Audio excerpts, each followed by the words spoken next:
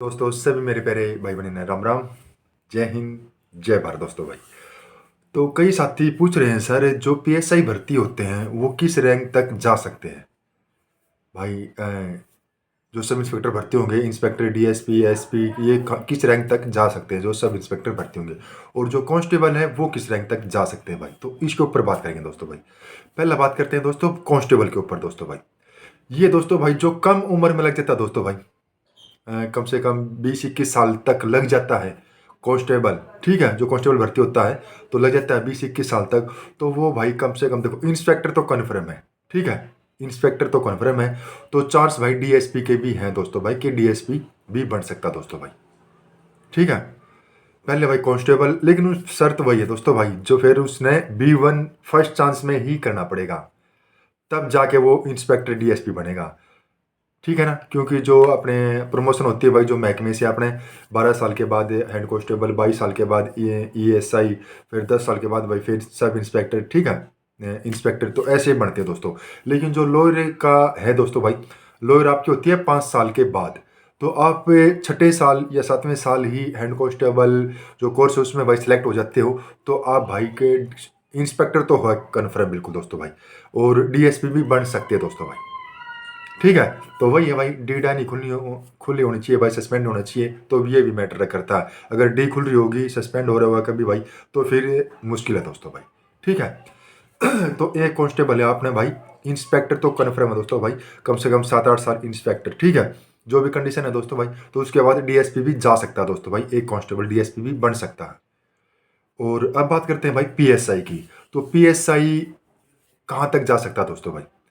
तो कांस्टेबल की कितनी प्रमोशन होगी भाई, head constable, ASI, sub inspector, inspector और डीएसपी तक अक्का दुक्का ही जा सकता था। 5 प्रमोशन होगी दोस्तों भाई, कांस्टेबल से head constable, ASI, sub inspector, inspector और डीएसपी दोस्तों। ठीक है, 5। और अब करते हैं बात भाई पीएसआई की। तो पीएसआई कहाँ तक जा सकता दोस्तों भाई। पीएसआई से दोस्तों भाई पता ही दोस्तों, पीएसआई के बाद इंस्पेक्टर बनेगा दोस्तों भाई।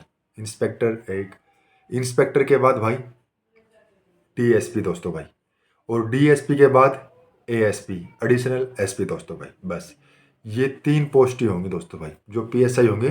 पीएसआई भाई अपने इंस्पेक्टर, डीएसपी, एएसपी, तो यहाँ तक ही जाऊंगे दोस्तों भाई, एएसपी तक ही।